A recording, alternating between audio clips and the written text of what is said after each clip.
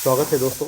आइए हम लोग अपनी क्लास पर आते हैं। तो आज हम लोग देखेंगे कि सोवियत संघ के नेताओं के सूचीक्रम के बारे में देखेंगे। सोवियत संघ के नेताओं का सूचीक्रम जो है वह अगर आप देखें तो यहाँ पर अगर हम लोग देखते हैं तो इसमें खासकर नेताओं के जीवनी क्रम के बारे में अगर देखें तो जो नेताओं के जीवनी क्रम के बारे में जो यानी सोवियत संघ के नेताओं का सूचीक्रम जो था, उस सूचीक्रम में अगर देखें तो यूएसएसआर जो कि सोवियत संघ का हिस्सा था, जो है सोवियत संघ को ही पहले जो है यूनाइटेड स्टेट ऑफ सोवियत संघ कहते थे, उसी को यूएसएसआर के नाम से भी जाना जाता था।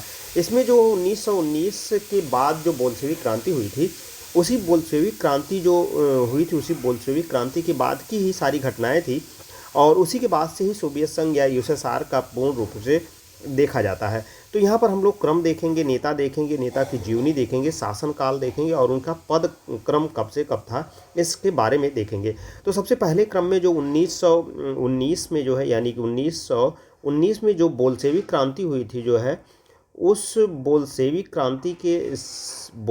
क्रांति के बाद जो है बोल्शेविक क्रांति के बाद ही जो है लेनिन का उत्थान हुआ था। लेनिन वहाँ एक प्रमुख नेता उभर कर आए थे और लेनिन का उत्थान हुआ। और लेनिन जो है, इनका जन्म अगर देखें, इनका पूर्ण अगर नाम देखा जाए तो जो है खासकर जो है लेनिन के बारे में 1870 में इनका जन्म हुआ था और 1924 में इनकी मृत्यु हुई थी। और 1919 से 1924 तक इन्होंने जो है सोवियत संघ में शासन किया था और इन्हीं के कार्यकाल में यानी कि सोवियत संघ में बोल्शेविक क्रांति हुई थी, जो जार के शासन को समाप्त करके एक साम्यवादी क्रांति यानी मार्क्स के विचारों को इन्होंने लागू किया था। और कहीं न कहीं साम्यवादी विचारधारा, साम्यवादी दल जो था, उसी के ये जनक के रूप में भी यहाँ पर जाने जाते हैं। तो साम्यवादी क्रांति के जनक के रूप में थे और मार्क्स को व्यवहार में लागू करने वाले ही विचारक ये थे। पोलित ब्यूरो का प्रमुख ये नियुक्त हुए और यहीं से जो है इन शासन व्यवस्था चालू होती है। तो 1924 के बाद इनके जो विचारों को लागू करने के जो है स्टालिन आए। स्टालिन का जन्म 1878 में हुआ था और 1953 में इनकी मृत्यु हुई थी। 1924 से 1953 तक इन्होंने जो है शासन किया था और एक देश में समाजवाद इनका मूल सिद्धांत था। एक देश में समाजवाद यानी कि समाजवाद के एक देश में होना चाहिए और यह इनका मूल उद्देश्य, इन्हीं की विचारधारा थी जो है। इसके बाद जो है अगर सोवियत संघ में देखें तो जॉर्जी मालेनकोव आए और 1902 से 1988 तक इनके जन्म और मृत्यु थी जो है। 1954 में एक वर्ष के लिए शासन किए थे और इस समय जो है सोवियत संघ में जो है स्टालिन के बाद अगर देखें तो कई लोगों का यानी कि एक सामूहिक संयुक्त शासन आता है, जिसमें कोई रक्षा मंत्री, कोई विदेश मंत्री, कोई पोलित ब्यूरो का सदस्य या महासचिव होता है।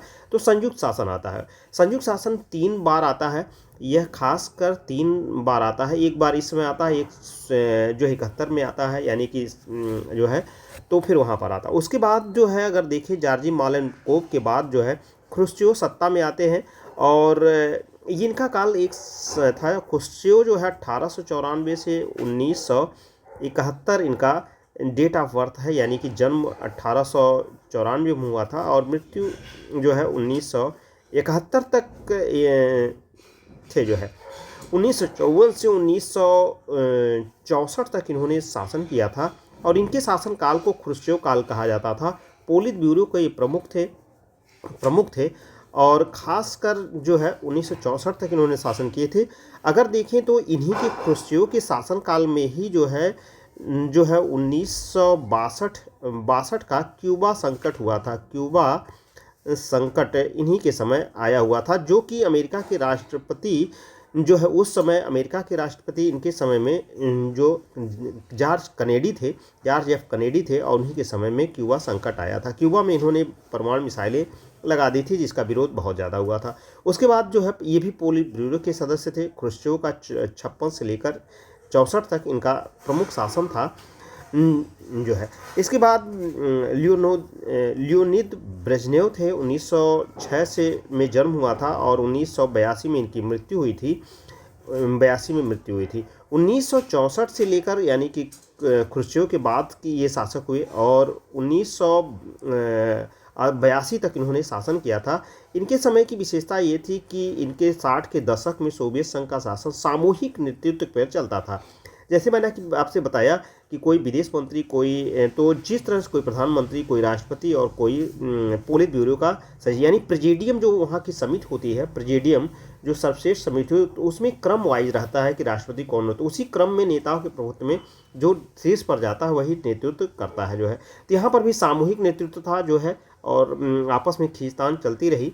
उसके बाद यूरी एंड्रोपोव 1 वर्ष तक इन्होंने भी शासन किया था जो है, और उसके बाद कॉन्स्टेंटिन चर्नेको आए जो कि 1911 से 1985 इनका डेट ऑफ बर्थ है, और 1 वर्ष इन्होंने भी शासन किया था। ब्रेजनेव के शासनकाल की सबसे बड़ी विशेषता ये थी कि 1964 से 82 तक के काल को समय को ब्रेजनेव का युग के नाम से जाना जाता है, यानी ब्रेजनेव युग के नाम से जाना जाता है। तो 1964 से 82 तक ये क्वेश्चन हमेशा आपसे पूछा जाता है कि ये चाहे आप असिस्टेंट प्रोफेसर में देखें, तो जैसा कि इसके पहले जो असिस्टेंट प्रोफेसर हुआ था उसमें भी ये क्वेश्चन पूछा गया था कि 71 में कौन सा शासक थे जो है। तो ब्रेजनेव युग के नाम से यह जाना जाता है। 1964 से 1982 के काल को ब्रेजनेव युग के नाम से जाना जाता है। अब इसके आगे देखें तो ब्रेजनेव युग के नाम से जाना जाता है। आगे चलते हैं तो यहाँ पर अगले जो शासक थे जो है, अगर उन्हें देखें तो अगले शासक के रूप में मिखाइल गोर्बाचोव आते हैं, जो कि 1931 में इनका जन्म हुआ था और 1922 में इनकी मृत्यु हुई थी। 1985 से 1991 तक इन्होंने शासन किया था। इन्होंने 2 नीति लागू की थी जो है। यह भारत में अगर देखें तो राजीव गांधी के समकालीन थे, और मिसाइल गोर्बाचोव के शासनकाल में ही इन्होंने 2 नीतियां लागू की थी, एक तो पेस्ट्रोइका और दूसरा ग्लेसनास्ट। यह क्वेश्चन हमेशा आपको टीईटी, पीईटी, एलटी यानी जितने भी पॉलिटिकल साइंस के पेपर होते हैं उसमें पूछा जाता है। तो ये इन्होंने जो है 2 सिद्धांत दिए थे, एक पेस्ट्रोइका और एक ग्लासनोस्ट। पेस्ट्रोइका का मतलब होता है जो है पुनर्निर्माण करना, यानी कि सोवियत संघ का पुनर्निर्माण करना, और ग्लासनोस्ट जो है खुलापन और पारदर्शिता, यानी शासन में जो है एक खुलापन और पारदर्शिता की बातें इन्होंने की थी कि जो बहुत ब्लॉक एडमिनिस्ट्रेशन था सोवियत संघ, उसी को इन्होंने जो है ओपन खुला जो है एडमिनिस्ट्रेशन की बात की थी, और पारदर्शिता लाने की प्रशासन में शुरुआत इन्होंने किया था। तो यानी कि अपनी आर्थिक नीति को खोलकर जो है उदारीकरण को लागू करना, यही जो है पेस्ट्रोइका और ग्लासनोस्ट नीति थी। और यह हमेशा क्वेश्चन पूछा जाता है। मिखाइल गोर्बाचोव का समय था और यह समय 85 से लेकर 91 तक का शासन काल इन्होंने किया था। उसी समय में इनकी 2 नीतियां थी जो है, एक तो पुनर्निर्माण और दूसरा खुलापन जो है। उसके बाद 91 में जैसा कि इन्होंने यह जो लागू किया था, यह 1989 में इन्होंने यह पेस्ट्रोइका और ग्लासनोस्ट विचारधाराएं दी थी। इसके बाद गेनेडी यानोव के नेतृत्व में 91 में असफल तख्तापलट का कार्य किया गया, जो कि असफल रहा। उसी के बाद यूएसएसआर का विघटन हुआ और उससे 15 देश बने जो है, जिसमें यूक्रेन जो है बड़ा था और सोवियत संघ जो है बड़ा था। तो सोवियत संघ यानी कि पूरा जो यूएसएसआर था उसका नेतृत्व रूस ने किया। रूस जो कि सबसे बड़ा प्रतिनिधित्व था यूएसएसआर का बना, और 1991 के बाद रूस के राष्ट्रपति और उनके शासन के बारे में हम लोग आगे देखते हैं। तो बोरिस येल्त्सिन जो कि 1991 के बाद जो है रूस के शासक हुए और राष्ट्रपति हुए, यानी कि पोलित ब्यूरो के प्रमुख हुए, और 1931 में जन्म हुआ था, 2007 में इनकी मृत्यु हुई। और ये जो है 1991 से 1999 तक इन्होंने शासन किया था। यह राष्ट्रपति पद पर थे और इन्होंने जो है पोलित ब्यूरो के अध्यक्ष प्रमुख थे जो है, और राष्ट्रपति के रूप में पहले राष्ट्रपति, यानी कि 1991 के बाद रूस के पहले राष्ट्रपति यह कहलाते हैं, बोरिस येल्त्सिन जो है। उसके बाद दूसरे राष्ट्रपति के रूप में व्लादिमीर पुतिन आए। 1952 में इनका जन्म हुआ था और अभी तक ही जो है ये भी अभी तक शासन है। तो पहले कार्यकाल में इन्होंने जो है 2002 से लेकर 2008 तक इन्होंने शासन किया था। यह 2 कार्यकाल यानी 4 वर्ष का शासन अगर माना जाए होता है वैसे, तो 2000 से लेकर 2008 तक इन्होंने शासन किया था। ये प्रथम काल इनका था और 2008 से फिर 2012 तक ये प्रधानमंत्री बने।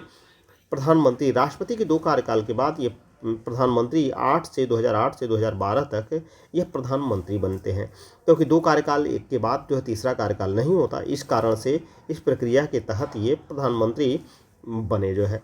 उसके बाद अगर देखें तो कहीं ना कहीं जो है इसके बाद अगर हम लोग देखते हैं तो व्लादिमीर अगले जो राष्ट्रपति आते हैं रूस के, तो तीसरे राष्ट्रपति जो थे दिमित्री मेदवेव आते हैं और 1965 में इनका जन्म हुआ था, अभी तक ये जीवित है। और 2008 से 2012 तक यह राष्ट्रपति रहे और इनके शासनकाल में प्रधानमंत्री के पद पर व्लादिमीर पुतिन रहे थे और इनका कार्यकाल एक कार्यकाल ही इन्होंने किया था। 2008 से 2012 तक ये राष्ट्रपति के पद पर थे जो है, दिमित्री मेदवेव थे जो है। उसके बाद जो है इनके एक कार्यकाल के बाद फिर व्लादिमीर पुतिन आए और व्लादिमीर पुतिन जो है फिर जो है द्वितीय कार्यकाल के लिए आए। 2012 से वर्तमान तक यानी आजीवन पद इन्होंने संशोधन करके आजीवन पद के रूप में अपने को स्थापित किया और पोलित ब्यूरो के प्रमुख ये बने और आज भी ये वर्तमान में भी ये राष्ट्रपति हैं और यह इनका चौथा कार्यकाल इस समय चल रहा है। 4 कार्यकालों में देखें तो ये चौथा कार्यकाल चल रहा। 1952 में इनका जन्म हुआ था और आज तक जो है अभी तक ये अमेरिका यानी कि सोवियत संघ यानी रूस के राष्ट्रपति के रूप में है और इन्होंने बहुत ही अच्छे तरीके से अपने राष्ट्रपति के कार्यकाल को किया था।